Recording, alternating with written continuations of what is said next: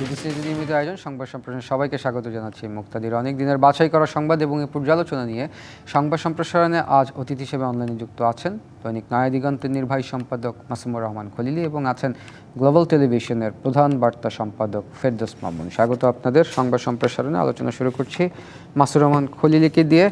মাসুর রহমান খলিলি, আজকে জানেন যে বিএনপি 237 আসনে তাদের প্রার্থিতা ঘোষণা করলো এবং খালেদা জিয়া লড়বেন সর্বোচ্চ 3টি আসনে। প্রথমবারের মতো প্রার্থী হচ্ছেন তারেক রহমান। জি মাসুমুর রহমান খলিলি।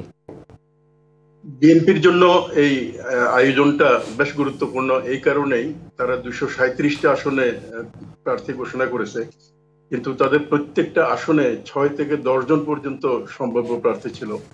এ ধরনের বহু সংখ্যক আগ্রহী প্রার্থী থেকে একজনকে প্রাথমিকভাবে বাছাই করা এটা খুব কঠিন কাজ ছিল। সেই কাজটা তারা সম্পন্ন করেছে আজকে, এবং স্থায়ী কমিটির মিটিং এর সম্ভবত এই বিষয়টা চূড়ান্ত করা হয়েছে।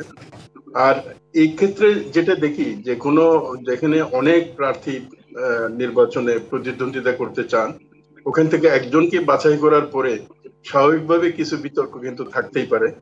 তবে মোটা দাগে যে নমিনেশনটা হয়েছে এটাকে যদি আমরা অবলোকন করি, পর্যালোচনা করি, তাহলে মনে হবে যে খুব বড় ধরনের বিতর্ক অধিকাংশ ক্ষেত্রে নেই।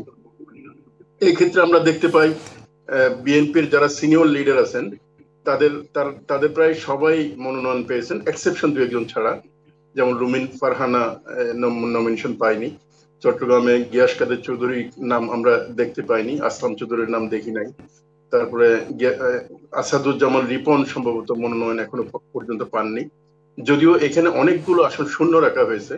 এটা হয়তোবা তাদের জোটের অন্যান্য প্রার্থীদের জন্য খালি রাখা হয়ে থাকতে পারে, অথবা নিজের প্রার্থী বাছাইয়ের ক্ষেত্রে হয়তো একটু দ্বিধাদ্বন্দ্বের কারণে এগুলো শূন্য রাখা হয়ে থাকতে পারে। তো যাই হোক, সার্বিকভাবে আমার কাছে মনে হচ্ছে যে আজকে যে মনোনয়নটা চূড়ান্ত করা হলো, বিএনপির জন্য এটা অনেক কঠিন একটা কাজ, এবং সেই কাজটা অনেকটাই তারা সফলভাবে করতে পেরেছে। এটা চূড়ান্ত সাফল্য আমরা দেখবো হচ্ছে যখন ফেব্রুয়ারির মাঝামাঝি নির্বাচন হবে, সেই নির্বাচনে বিএনপি কতটা ভালো করলো তার উপর হয়তো এটা নির্ভর করবে। তবে সার্বিকভাবে বড় ধরনের বিতর্ক না হওয়ার সম্ভাবনাই বেশি, যদিও ঢাকার আশপাশে কোনো আসনে বলা হচ্ছিল যে যারা জিততে পারবেন এমন প্রার্থীরা বাদ পড়ে গেছেন। এমনকি ঢাকা শহরেও 2-1টা আসনে এরকম বক্তব্য আমরা শুনতে পাই। তবে একটা বড় দলে, বিএনপির মতো গণ সংগঠনে প্রার্থী মনোনয়ন দেওয়ার পরে বিতর্ক একেবারেই হবে না, এটা আমরা আশা করতে পারি না। জি মাসুমুর রহমান খলিলি, আমরা একটু ফেরদৌস মামুনের কাছে যাই। ফেরদৌস মামুন, আমরা মাসুমুর রহমান খলিলির কথা শুনতে পাচ্ছিলাম এবং মাসুমুর রহমান খলিলি যেটা বললেন যে অনেক হেভিওয়েট প্রার্থী সেলিমা রহমান, নজরুল ইসলাম খান, রিপন ও দুদু, আমরা দেখলাম যে তারা নমিনেশনের যে তালিকায় সেখানে তাদের নাম নেই। সর্বোপরি যে 67টা 67 মডেলের যে 67টা আসন ছাড় দিয়েছেন, এই ব্যাপারে একটু আপনার মন্তব্য জানতে চাচ্ছিলাম। জি ফেরদৌস মামুন, শুনতে পাচ্ছেন? নাই। তারপর মাসুমুর রহমান খলিলি, যে আসনগুলোতে আসলে নমিনেশন দেয়নি সেটা কি শরিক দল বা যে অ্যালায়েন্সের সাথে যারা আসবেন তাদের জন্য? আমরা শুনতে পাচ্ছি যে বিভিন্ন জায়গায় হয়তো এনসিপির জন্য ছাড় দেওয়া হয়েছে বা অন্যান্য ইসলামিক দলগুলোর জন্য ছাড় দেওয়া হয়েছে। আমরা ঢাকা সহ সারা দেশে যে আসনগুলো শূন্য দেখতে পাই, এই আসনগুলো যদি আমরা চিন্তা করি তাহলে সাধারণভাবে 2 ধরনের আসন দেখা যায়। একটা হচ্ছে কি দলের হয়তো একাধিক হেভিওয়েট প্রার্থী আছে যাদের ব্যাপারে এখন সিদ্ধান্ত নেওয়া যায়নি, আর বাকিরা অধিকাংশই হচ্ছে জোটের অংশীদারদের জন্য। যেমন ঢাকা শহরে প্রায় 6-7টা আসন শূন্য রাখা হয়েছে, এগুলোতে কিন্তু এনসিপি বলি অথবা অন্যান্য জোট সম্ভাব্য অংশীদার যারা আছে তাদের প্রার্থী হওয়ার একটা সম্ভাবনা আছে। এই কারণে আমরা মোটামুটি ধরেই নিতে পারি এখানে এমন কিছু আসন আছে যেগুলো হচ্ছে বিএনপির হেভিয়েট কয়েকজন প্রার্থী আছে, আবার বাকিগুলো হচ্ছে জোট অংশীদারদের জন্য। আরেকটা বিষয় আমরা এবার নমিনেশনে দেখতে পাই, সেটা হচ্ছে কি মানে বেগম খালেদা জিয়া বাংলাদেশের 3টে প্রান্ত থেকে উনি প্রার্থী হচ্ছেন। উনি অতীতে যতবারই ইলেকশন করেছেন, যত আসন থেকেই করেছেন, কোনোবারই কিন্তু হারের কোনো রেকর্ড নেই। ফলে উনি এবারও হয়তো বা জিতবেন আশা করা যায়। যেমন ফেনী থেকে উনি ইলেকশন করবেন, দিনাজপুর থেকে করবেন এবং বগুড়া থেকে করবেন। ঢাকা থেকে যদি কোনো আসন যেগুলো বাদ দেওয়া হয়েছে এখান থেকেও যদি বেগম জিয়া প্রার্থী হন, তাহলে এটার একটা ইতিবাচক প্রভাব ক্যাম্পেইনে পড়তে পারে। কারণ এখনো পর্যন্ত বাংলাদেশে মানে সাধারণ ভোটারদের মধ্যে বেগম খালেদা জিয়ার যে ইমেজটা আছে, সেই ইমেজ কিন্তু অনেকটাই বলা যায় যে নির্বাচনে জেতার জন্য বেশ ইতিবাচক ভাবে কাজ করে। এছাড়াও দলের মধ্যে যে কোনো ধরনের দ্বন্দ্ব সংঘাত অথবা বিরোধ বিভক্তি এগুলো ঠেকানোর জন্য একটা মোক্ষম নেতৃত্ব হচ্ছেন বেগম খালেদা জিয়ার নেতৃত্ব। উনি এমন এক ব্যক্তিত্ব হিসেবে তৈরি হয়েছেন রাজনৈতিক ময়দানে, বিশেষ করে বিএনপির রাজনীতিতে, যাকে নিয়ে কোনো ধরনের বিতর্ক নেই। তো ফলে এবার ওনাকে 3টা আসনে মনোনয়ন দেয়া অথবা যদি সামনে আরো আসন দেয়া হয়, তাহলে এটা বিএনপির নির্বাচনের জন্য নিশ্চয়ই একটা ইতিবাচক ফল নিয়ে আসবে। জি, মাসুম খালি, আমরা যারা নমিনেশন পাননি বঞ্চিতদের ক্ষোভ বা বিভিন্ন জায়গায় সড়ক অবরোধ ও অগ্নিসংযোগ দেখতে পেলাম। আসলে এই সিচুয়েশনে এসে দলের যে সিদ্ধান্ত, সেই সিদ্ধান্তকে উপেক্ষা কি করলেন কিনা বঞ্চিত? পাইনি। এখানে আসলে দুইটা ব্যাপার, যারা নমিনেশন পাননি, যেমন আপনি উল্লেখ করলেন নজরুল ইসলাম খান এবং সেলিমা রহমান, আমি যতদূর জানি আসলে ওনারা নির্বাচন করতে চাননি। যেমন আছে যুগ্ম মহাসচিব আছেন রিজভী সাহেব, উনিও কিন্তু কুড়িগ্রাম থেকে ওনার নির্বাচনী এলাকা, উনিও কিন্তু নির্বাচনের ব্যাপারে খুব বেশি আগ্রহ দেখাননি বলেই আমি শুনতে পেয়েছি। এছাড়া যেহেতু এবার একটা সংস্কারের সাবজেক্ট আছে, মানে আইনসভার 2টা কক্ষ থাকবে, এখানে উচ্চ কক্ষ কিন্তু নমিনেশন দেওয়ার সুযোগ আছে।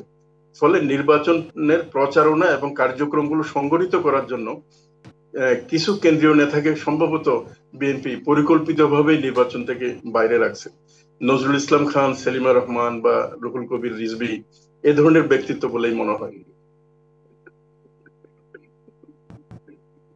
জি, আমাদের একটা বিরতির সময় আছে। প্রিয় দর্শক, সংবাদ সম্প্রসারণ একটি বিরতির সময় আছে, সঙ্গেই থাকুন। বিরতির পর আবারও স্বাগত সংবাদ সম্প্রসারণে। আমাদের সাথে অনলাইনে যুক্ত আছেন মাসুমুর রহমান খালালি এবং ফেরদৌস মামুন। ফিরছি আলোচনায়। ফেরদৌস মামুন, শুনতে পাচ্ছেন আমাদের নিশ্চয়ই? জি, ফেরদৌস মামুন, আমরা বিরতির আগে মাসুমুর রহমান খলিলের সাথে কথা বলছিলাম বিএনপির আজকে 237 আসনের প্রার্থিতা ঘোষণার ব্যাপারে। আমরা একটু আপনার কাছ থেকে একটু জানতে চাই, কেমন দেখলেন? ধন্যবাদ আপনাকে। আজকে বিএনপি বেশ আলোচনা সমালোচনার পরে আজকে তাদের 237 আসনের প্রার্থী ঘোষণা করলো। আমার কাছে মনে হচ্ছে যে এই প্রার্থী ঘোষণার বিষয়টিকে আমরা দুভাবে দেখতে পারি। একটা হচ্ছে যে এই প্রার্থী ঘোষণার মধ্য দিয়ে বিএনপির পজিটিভ দিকগুলো কি, আর আরেকটা হচ্ছে যে এটা নেগেটিভ দিকগুলো কি। তো প্রথমেই বলতে হয় পজিটিভ দিকগুলো কি। সে জায়গায় দেখা যায় এই যে 237টা আসন ডিক্লেয়ার করেছে, এর ভিতরে একমাত্র বিএনপির চেয়ারপারসন বেগম খালেদা জিয়া ছাড়া কোনো নেতারই কোনো আসনে পরিবারতন্ত্রে হিসাবে কাউকে নমিনেশন দেওয়া নেই। এখানে শুধুমাত্র পরিবারের একজনকেই নমিনেশন দেওয়া হচ্ছে। অন্যান্য ইলেকশন গুলোতে আমরা যেটা দেখতাম যে একটা আসনে বাবা সিট পেয়েছে, তার এক আসনে তার ভাই সিট পেয়েছে, আরেক আসনে তার ছেলে সিট পেয়েছে, এইভাবে প্রার্থীকে দেওয়া হতো। কিন্তু এই জিনিসটা এবার তারেক রহমান সাহেব খুব কঠোরভাবে অনুসরণ করছেন যে কোন পরিবার থেকে, সে পরিবারে যতগুলোই নেতা থাকুক না কেন, একজনকে বেশি কাউকে সিট দেওয়া হবে। দ্বিতীয়ত আমরা যেটা দেখেছি যে বিএনপি একটা চমক দেখানোর চেষ্টা করেছে। তো ওনাদের বর্তমানে যে আপসী নেত্রী বেগম খালেদা জিয়া, ওনাকে 3টি আসনে ওনাকে নমিনেশন দিয়েছে। এটা আমার কাছে মনে হচ্ছে যে এটা যে জাতীয়তাবাদী সমর্থক বলেন বা দেশবাসীকে বলেন, তাদেরকে একটা নতুন ভাবে পুনরুজ্জীবিত করার জন্য তারা এ ধরনের একটা চমক দিয়েছে। পাশাপাশি আরেকটা ছোট চমক দিয়েছে যে এই যে মায়ের ডাক নামে সংগঠনের যে নেত্রী, তাকে তারা নমিনেশন দিয়েছে ঢাকা থেকে। তারা একটা ছোট চমক দেওয়ার চেষ্টা করছে। আসলে পজিটিভ দিকগুলো বিএনপির একটু কম, সেই তুলনায় যদি নেগেটিভ দিকগুলো আপনি দেখেন তাহলে দেখবেন যে এই যে 237টা আসন বিএনপি আজকে প্রার্থীতা ঘোষণা করলো, এর ভিতরে বিএনপি দীর্ঘদিন ধরে বলে আসছিল যে নারীর ক্ষমতায়নের কথা। আসলে আমরা কিন্তু বিএনপির এই 137টার ভিতরে 12 থেকে 15 জনের বেশি কিন্তু নারীর নাম নেই। অথচ বিএনপি কিন্তু বলেছিল যে তারা ইলেকশনে গেলে পরে বা ইলেকশন এই ধরনের বড় নির্বাচনগুলোতে তাদের তাদের নারীর ক্ষমতার জন্য কমপক্ষে 30% তারা ছাড় দেবে, কিন্তু আমরা কিন্তু সেটা দেখিনি। তো দ্বিতীয়, এই একটা বিরাট অভ্যুত্থানের পরে বিএনপির কাছ থেকে সাধারণ মানুষ আশা করছিল যে এখানে হচ্ছে বিএনপি এবার একটা তারুণ্য নির্ভর দল হবে, যেখানে অনেক তরুণরা এগিয়ে আসবে দেশের নেতৃত্ব দেওয়ার জন্য। কিন্তু আমার কাছে যেটা আপাত দৃষ্টে মনে হচ্ছে যে সে তরুণ নেতাদের সংখ্যা, প্রার্থী সংখ্যা খুব একটা আমার নজরে পড়েনি। তৃতীয়ত আরেকটা বিষয় হচ্ছে যে হলো যে এই যে গত 17 বছর 18 বছর যে ত্যাগী নেতা, বিএনপির যে ত্যাগী নেতা, আরো অনেক ত্যাগী নেতা আছে। কিছু ত্যাগী নেতা তারা নমিনেশন পেয়েছে, কিন্তু আরো অনেক ত্যাগী নেতা আছে তারা 17-18 বছর দিনে এই দলের জন্য একটা ফ্যাসিস্ট সরকারের বিরুদ্ধে যেভাবে লড়াই সংগ্রাম করেছে, জেল জুলুম খেটেছে, যেভাবে নির্যাতিত হচ্ছে, তাদের একটা বড় অংশ কিন্তু এই বিএনপির এবারে এই প্রার্থী তালিকার ভিতরে আমি তাদেরকে দেখিনি। চতুর্থত আরেকটা কথা বলতে হয় যে হলো যে যে আপনি দেখেন যে বিএনপির কিন্তু সে পুরোনো জায়গা থেকে বের হয়ে আসতে পারবে। এর আগে সংসদে আমরা দেখছিলাম যে হলো 263 বা 264 জন ছিল শুধু ব্যবসায়ী নেতা। এবারও কিন্তু আপনি দেখেন যে বিএনপি যে তাদের যে নমিনেশন, যাদেরকে প্রার্থী হিসেবে প্রাথমিকভাবে ঘোষণা দিল, এর ভিতর এটাকে কি বলবো আমি, যে প্রায় 70 থেকে 80 ভাগই কিন্তু সেই ব্যবসায়ীরা।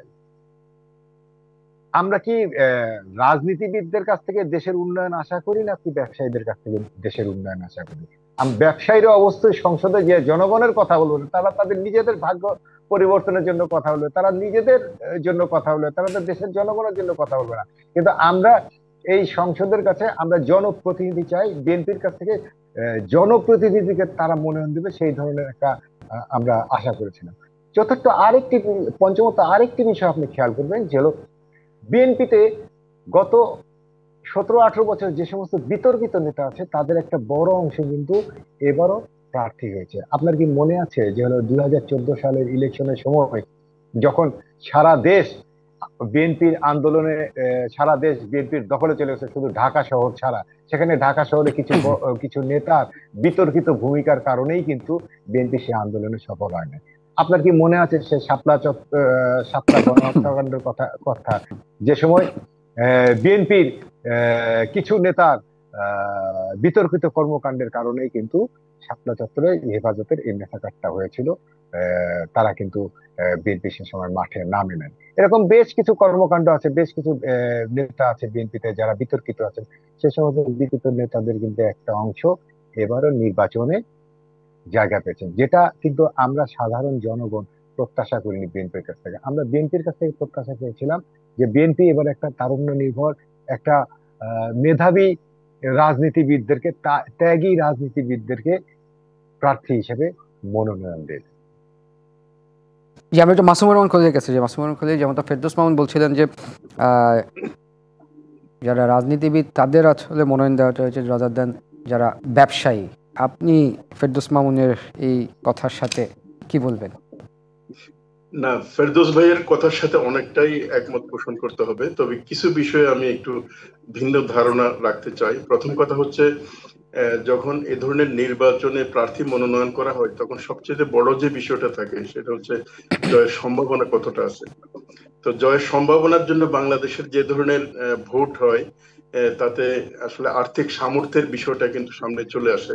আরেকটা হচ্ছে ওই এলাকায় প্রভাব প্রতিপত্তি কতটা কার আছে, এই হিসাব নিকাশ করতে যে অনেক ত্যাগী নেতা, অনেক কেন্দ্রীয় জায়ান্ট নেতাও কিন্তু মনোনয়ন থেকে বাদ পড়ে যান।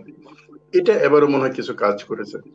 আরেকটা বিষয় যেটা, আমরা তো আসলে অর্থের যে প্রভাব, এই প্রভাব থেকে তো আমরা বের হতে পারি নাই। এটার যে বের হতে পারে নাই সেটা হচ্ছে ফেরদৌস ভাই যেটা উল্লেখ করলেন যে এবারও উল্লেখযোগ্য সংখ্যক ব্যবসায়ী মনোনয়ন পেয়েছেন। এইসব ব্যবসায়ীরা মনোনয়ন পেয়েছেন, এদের মধ্যে আবার কিছু আছে যারা আসলে ব্যবসায়ী হলেও তারা রাজনীতির সাথে যুক্ত। যেমন এফবিসিসি এর সাবেক প্রেসিডেন্ট আব্দুল আওয়াল মিন্টুর কথা বলি, উনি কিন্তু চেয়ারপারসনের উপদেষ্টা এবং বিএনপির রাজনীতিতে লম্বা সময় ধরে যুক্ত। ফলে এই ধরনের যারা মনোনয়ন পেয়েছেন তাদেরকে আমরা ব্যবসায়ী হিসেবে চিন্তা না করে তাদের ব্যবসায়ী রাজনীতিবিদ হিসেবেই ভাবতে পারি। আরেকটা বিষয় হচ্ছে কি, এবার মনোনয়নের ক্ষেত্রে যেমন আমরা আগে শুনছিলাম এদের তো এক একটা সিটে অনেকেই মনোনয়ন প্রত্যাশী ছিলেন। এদের মধ্যে 5-7 জন সাংবাদিকের নাম শুনছিলাম, গণমাধ্যম কর্মী যারা মনোনয়ন পেতে পারেন। কিন্তু আমি যতদূর খলিল, এই প্রশ্নটা আপনার কাছে একজন সংবাদকর্মী হিসেবে, প্রত্যেকটা প্রফেশন থেকে আমার খলিলি ভাইয়ের সাথে একটু দ্বিমত আছে যে আসলে আমরা বাংলাদেশের মানুষ এই যে রাজনীতিতে যে একটা অপরাজনীতি, অপসংস্কৃতি চলে আসছিল, যে সেই ধারা থেকে কিন্তু আমরা বের হয়ে আসতেছি। আমরা কেন বারবার এই গণ অভ্যুত্থানের পরে সংস্কারের কথা বলেছি? সংস্কার হতে হবে সব ক্ষেত্রে, প্রথম সংস্কারটা দরকার কিন্তু রাজনীতির ক্ষেত্রে। আমরা রাজনীতির মাঠেই কিন্তু সেই সংস্কারটা করতে পারিনি, তাহলে কিন্তু পরবর্তীতে আমরা কি সংস্কার করব সেটা কিন্তু একটা বড় প্রশ্ন থেকে যায়। আপনার অতীতে আপনারা বড় বড় ব্যবসায়ীদেরকে নমিনেশন দিয়ে আসছেন যে এখানে টাকার খেলা, এখানে মাসেলের খেলা, এই এই সমস্ত চিন্তা ভাবনা করে। কিন্তু এখন তো রাজনীতি পাল্টে গেছে, এখন তো মানুষ তো অন্যভাবে চিন্তা করে, এখন মানুষ নতুন ভাবে দেশ গড়তে চায়। সেই ক্ষেত্রে আপনি আমার কাছে মনে হচ্ছে যে এটা কিন্তু ওই যে পুরনো বোতলে কি নতুন বোতলে পুরনো মদ ঢালার মতো একটা ব্যবস্থা আছে। আমরা তো এই রাজনীতি দেখতে চাই না। আমরা রাজনীতিকে বাংলাদেশকে এগিয়ে নিয়ে যাওয়ার জন্য বাংলাদেশে যে ধরনের রাজনীতি করা দরকার, যেভাবে তৃণমূল থেকে রাজনীতির নেতা তৈরি হওয়া দরকার, আমরা সেরকম চাই। সুতরাং আমার কাছে মনে হয় না যে আপনি যে রাজনৈতিক সংস্কৃতির বর্তমান কথাটা বলছেন, যে আমি এর সাথে কোনোভাবে একমত হতে পারি না। মাসুমুর রহমান খলিল বলছিলেন যে ব্যবসায়ীদের তো ইলেকশনে তো আসলে একটা টাকারও প্রয়োজন, অর্থের প্রয়োজন, সেই আলোকে হয়তো না। আমরা তো এই নির্বাচনগুলোকে তো আসলে টাকার খেলায় পরিণত করেছিলাম। এই সমস্ত ব্যবসায়ীদেরকে এনে এই গত 30-40 বছর ধরে আমরা এই নির্বাচনগুলোকে রাজনীতিবিদদের হাত থেকে কেড়ে নিয়ে ব্যবসায়ীদের হাতে দিয়ে দিয়েছিলাম। আমরা এটাকে টাকার খেলায় পরিণত, ব্যবসায়ীরা ঠিক আছে, আপনার কথার সাথে ওনারা এই জায়গাটায় 100 কোটি টাকা ইনকামের চিন্তা করেন। রাজনীতি তো ব্যবসার জায়গা না। রাজনীতিবিদরা করবে, রাজনীতি কখনোই ব্যবসায়ীরা করতে পারবে, এটা হতে পারে না। আমরা এই মন মানসিকতা থেকে আমাদের বের হয়ে আসতে হবে। ফেরদৌস ভাইয়ের সাথে আমি একমত। সেটা হচ্ছে কি, ব্যবসায়ীদের জন্য রাজনীতি রিজার্ভ হয়ে যাওয়া এটা মোটে কাঙ্ক্ষিত না। এবং আমরা বিশেষ করে 2024 সালের জুলাই বিপ্লবের পরে যে রাজনীতি দেখবো, সেই রাজনীতি অবশ্যই সংস্কারের একটা প্রভাব থাকা উচিত, যেটা আমরা হয়তো বিএনপির নমিনেশন যদি পর্যালোচনা করি তার পুরোটা হয়তো আমরা দেখতে পাবো না। আবার এটাও ঠিক যে একজন ব্যবসায়ী হলেই ওনার রাজনীতি করার অধিকার থাকবে না, এটা মনে হয় সঠিক না। এখন প্রশ্ন হচ্ছে টাকার খেলায় মনোনয়ন বিক্রি হলো কিনা। যদি মনোনয়ন বিক্রি হয়ে থাকে, যেটা এমনি নানান ধরনের গুজব শোনা যাচ্ছিল, 10 কোটি 20 কোটি টাকা দিয়ে মনোনয়ন কেনা, এরকম যদি হয়ে থাকে তাহলে এটা তো অবশ্যই গ্রহণযোগ্য না। তবে আমরা সাধারণভাবে যারা মনোনয়ন পেয়েছে দেখি, এদের মধ্যে রাজনীতির সাথে আগে যুক্ত ছিলেন না এরকম সংখ্যা কিন্তু খুব বেশি পাই না। যেমন এফবিসিসির বর্তমান প্রেসিডেন্ট মনোনয়ন পেয়েছেন, আমি যতদূর জানি উনি রাজনীতির সাথে অত জড়িত না, ব্যবসায়ী হিসেবে পেয়েছেন। এরকম হয়তো 8-10 জন পাওয়া যাবে, কিন্তু ব্যাপকভাবে ব্যবসায়ীরাই শুধু মনোনয়ন পেয়েছেন এমনটা আমার কাছে কেন জানি মনে হয় না। হয়তো 267 জনের সবাইকে আমরা চিনতে পারবো এমন নাও হতে পারে। তবে এটা ঠিক আছে, সংস্কারের যে প্রত্যাশা তৈরি হয়েছিল জুলাই বিপ্লবের পরে, সেই প্রত্যাশা বিএনপির মনোনয়নের মধ্যে পুরোপুরি প্রতিফলন ঘটছে এটা বলা যাবে না। তবে মনে রাখতে হবে, রাজনীতিটা হঠাৎ করে কিন্তু সংস্কার পুরোটা হয়ে যায় না, এটা একটা চলমান প্রক্রিয়া। হয়তো এবার যদি সংস্কারের একটা বড় একটা অংশ আমরা বাস্তবায়ন দেখতে পাই, ভবিষ্যতে আরো হয়তো বাস্তবায়ন আমরা দেখতে পাবো। তবে এই ক্ষেত্রে বড় যে বিষয়টা সেটা হচ্ছে কি, আসলে জুলাইয়ের পরে যে রাজনীতির গুণগত পরিবর্তন প্রত্যাশা আমরা করি, সেই প্রত্যাশাটা এই যে সংস্কারের যে প্যাকেজ আমরা আমাদের সামনে আছে, এখানে কতটুকু বাস্তবায়ন হয়। নমিনেশন দেওয়ার চাইতে আসলে প্রকৃত সংস্কার বাস্তবায়িত হওয়াটা বড় বিষয়। যেমন মহিলা মনোনয়নের কথা বললেন, সংস্কারের যে বেসিক প্রস্তাব ছিল ওখানে কিন্তু 5% মহিলা মনোনয়ন দেওয়ার কথা, 5% সম্ভবত বেশি দিয়েছে। তবে বিএনপি যেভাবে নারী ক্ষমতায়নের কথা বলছিল আর কি, তাতে স্বাভাবিকভাবে প্রত্যাশা আমরা করতে পারতাম অন্তত গোটা 50 নারী নেত্রী এখানে মনোনয়ন পাবেন। তবে বাংলাদেশের সামাজিক বাস্তবতায় আমরা কিন্তু নারীদেরকে এ ধরনের নির্বাচনে লড়াই করে জেতার দৃষ্টান্ত খুব বেশি দেখি না আর কি। মতিয়া চৌধুরীর মতো এক্সেপশন, সাজেদা চৌধুরীর মতো কিছু ব্যক্তি আমরা হয়তো দেখতে পাই। আর বেগম খালেদা জিয়ার প্রশ্ন তো আসেই না, কারণ উনি কোনোদিন হারেন নেই। এরকম কিছু ব্যতিক্রম ছাড়া ইন জেনারেল নারীদেরকে জিততে আমরা দেখি না। আরেকটা কথা আমি বলি, এটা বাস্তবতা, আমরা এই নারী অধিকারের কথা সবচেয়ে বেশি শুনি। আমাদের শেষ করতে হচ্ছে।